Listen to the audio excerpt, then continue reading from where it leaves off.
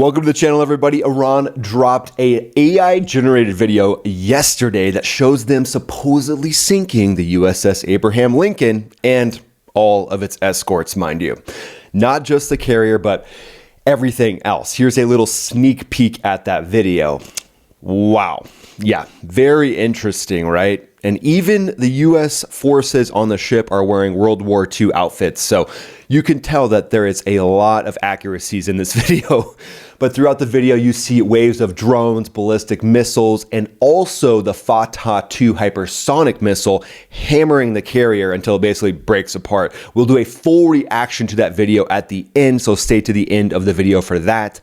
The focus, though, is the Fatah 2, which they're bragging about as being an anti-ship weapon, and they're saying that they can hide it on even smaller vessels. So this is in line with a lot of the propaganda that we've seen coming out of Iran. Very dramatic, but stick around because we're going to talk about the IO, the information operation that Iran is basically dropping, well, on the world, essentially, but specifically on their own population. And this is coming in just a few days after an F-35C downing that Shahed 139 drone that was coming in with that aggressive style, direction, and behavior in the Persian Gulf. Meanwhile, indirect nuclear talks wrapped up in Oman. Both sides call it a good start, but nobody budged on the enrichment limits, missiles, or the proxies. And the Lincoln Strike Group is still sitting there as a very visible reminder that, hey, Iran, you might want to negotiate in a little more good faith. But this is straight up information warfare mixed with real brinksmanship at the same time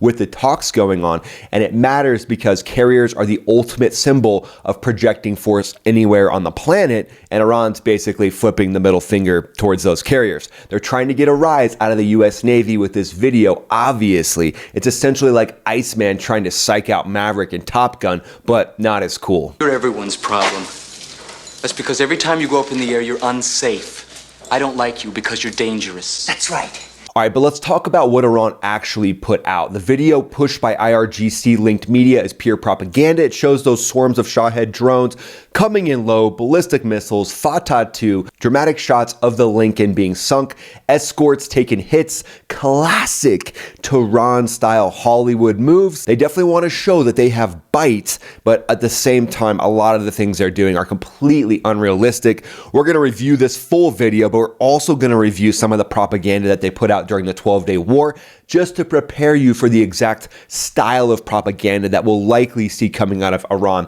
here in the next few weeks and months, depending on what happens with this conflict and negotiations. But the Iranian intercept came just days before the actual negotiations themselves. Iranian officials like Foreign Minister Abbas Agharachi are warning that any U.S. strike means retaliation on American bases across the region, and also Israeli cities is one of the things that they're holding their revolver to as well. Remember, ballistic missiles are lined up to go after Tel Aviv, other Israeli cities, and at home, Iran is putting up new style banners that show explosions happening in Israeli cities. So the real asymmetric play here is their saturation. So that is actually something that's realistic from the video.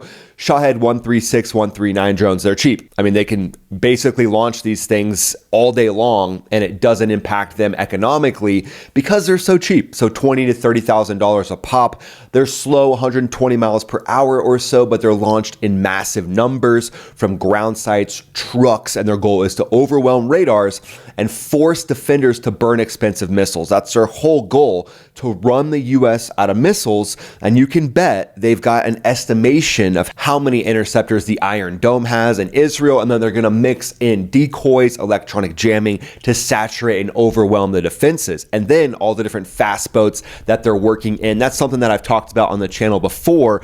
I've actually practiced that many times, going to operations with the US Air Force, practicing shooting these boats, because this tactic is something that they very much enjoy. Their boat captains are a little bit ballsy. They're a little bit handsy, if you will, and they like to spice things up with hundreds of these boats. That's their tactic. Swarm the different ships, swarm the oil tankers, swarm whatever they want to potentially even shut down the Straits of Hormuz should things get messy. And this isn't about a fair fight to them. It's about making the cost look too high for a US strike on Iran itself. That's their whole goal. They want the US to maybe question and think, well, if there's even a chance of this happening, maybe we shouldn't do the strike on the regime. And remember, the entire goal of all this propaganda, just a office of propaganda sitting there pumping this out like in 1984, where the government had complete control over the population. Everybody was videoed. Any peep against the regime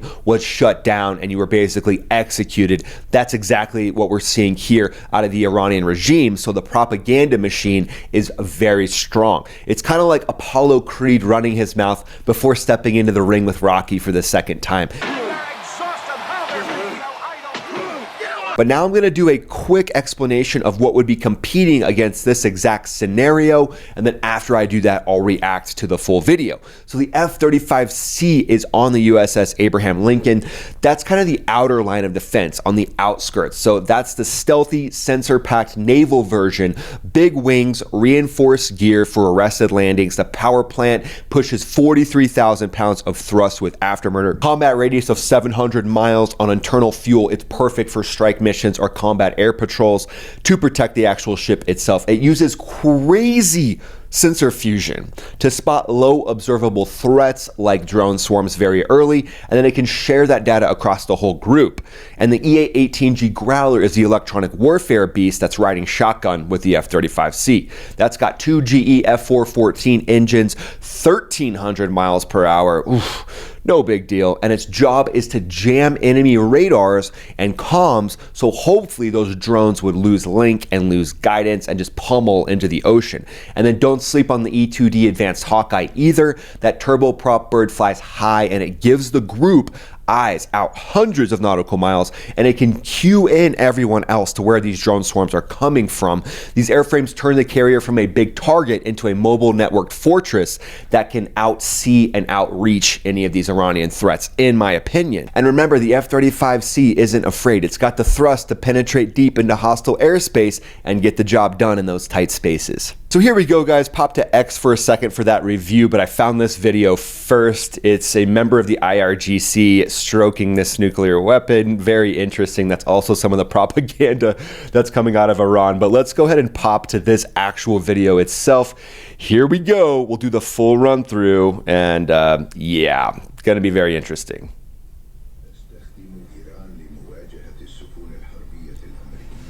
Shahed 139 drone, that's what they shot down recently.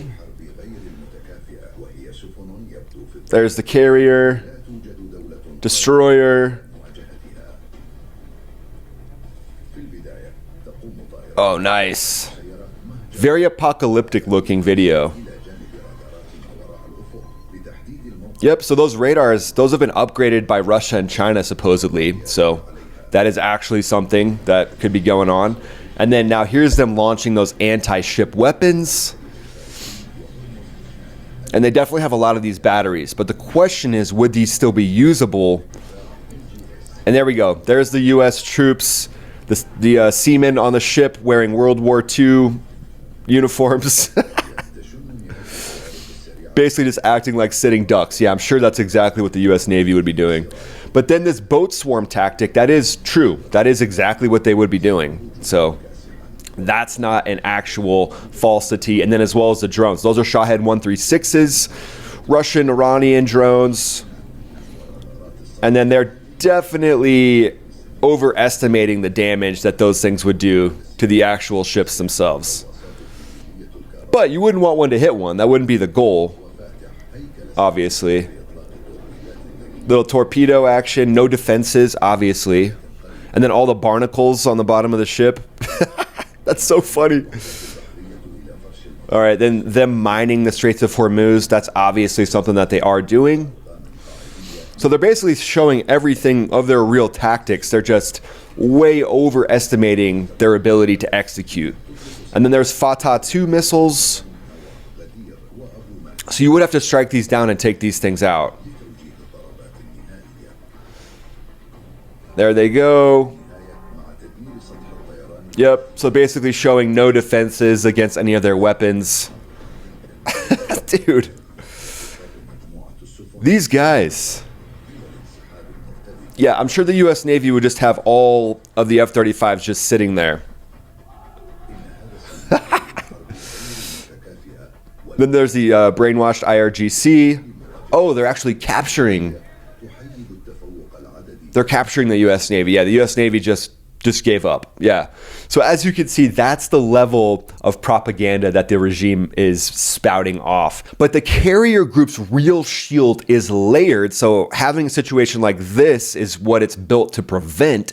F-35Cs and Super Hornets carry the AIM-120 AMRAAM for beyond visual range shots. AIM-9X Sidewinders for up close, but remember, those missiles are designed for actual aircraft as well. The escort ships pack SM-6s. Those are the missiles that can fly 150 nautical miles, that can hit aircraft, cruise missiles, ballistic threats, and they're guided by Aegis radar and data links from the E-2D Hawkeye.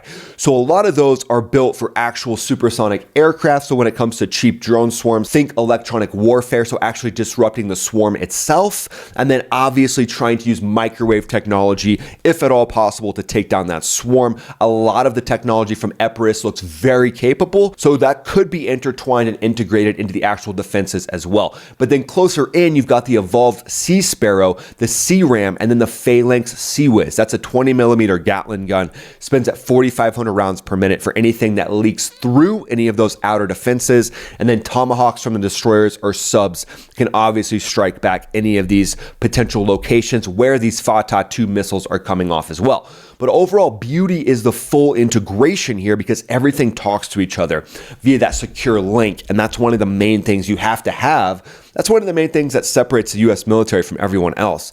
Growlers can jam the incoming guidance, decoys can pull missiles off course, autonomy features let systems react faster than humans can in a saturation style attack. It's not one magic bullet in this case. This is a system. This is an integrated layered defense that's designed to bleed an attacker dry before they ever get their eyes on the carrier. These systems have taken a little blue pill. They're always ready to go with whatever comes their way. Let's move to a section I like to call 4D chess. And ultimately, I just like saying that. It makes me feel cool. But if Iran uses this video for domestic morale and to signal don't push us, it's kind of their last line of defense, right? This is what they have because they're kind of still leaving the door cracked open for more of those Oman talks while they're projecting most of their force with videos like this.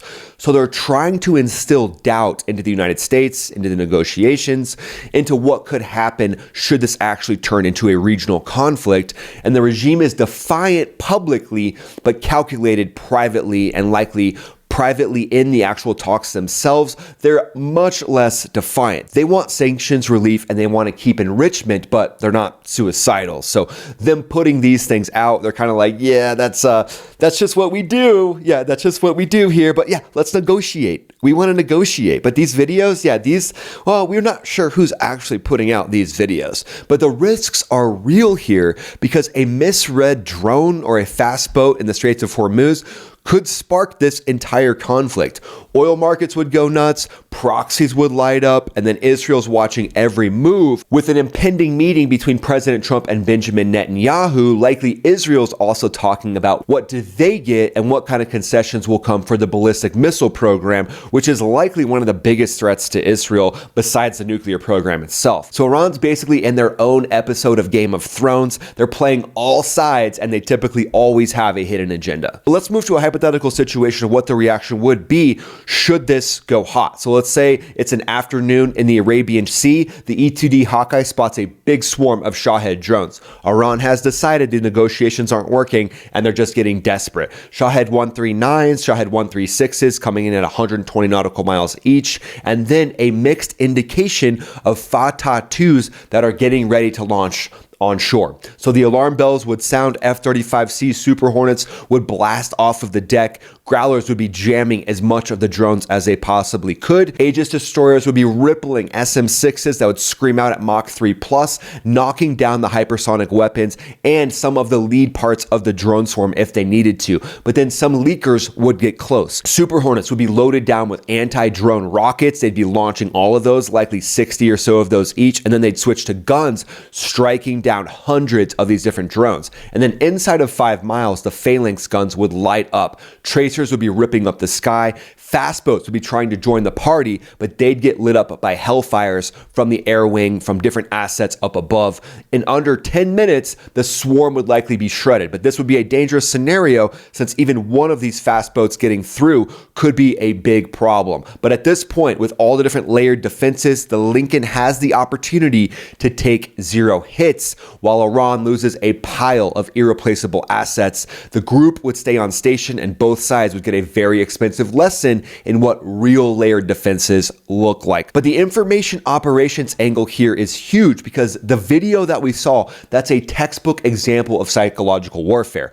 Iran isn't just making a movie, they're running a deliberate IO campaign on their own people. The main target is their own population. By showing a supposed victory over the mighty US carrier, the regime is trying to brainwash or at least reinforce the idea that Iran is strong, the regime is strong and defiant, and that they can take on a superpower, right? Because if some of the protesters or some of the people that wanted to protest the regime see this video, maybe they even think, well, if they're taking on a superpower, well, maybe we shouldn't protest. Maybe we shouldn't rise up. And that helps to suppress dissent. That's their main goal here. It distracts from economic problems. It places the blame on the United States for all the economic problems. And it makes some people feel like their leadership in Iran is out there doing good work. You know, that's their whole goal. On the international sides, it's deterrence, obviously, but it's trying to plant doubt into US planners, the public, that any of these strikes would be easy and that Iran could drag this on for months. And obviously the US doesn't want to get caught in a quagmire situation like Iraq or Afghanistan. So key parts of this playbook are going to continue to include high production AI visuals made for social media, trying to get them to go viral. Obviously, a lot of this is tongue-in-cheek, but again, Iran is trying to plant doubt. What do you think? What do you think Iran's objective is with planting this doubt? Where do you think we see this conflict go in the next few weeks? Let me know in the comments below, guys, and then go ahead and follow me on X, follow me on Instagram. I'm doing a live every week. There's a link in the description for that. Join the channel, become a member of the Max Ready Room, and you can see me doing that live every week. Thanks for watching, guys. We'll see you in the next video that pops up right here. This is Ryan, also known as Max Afterburner, signing off.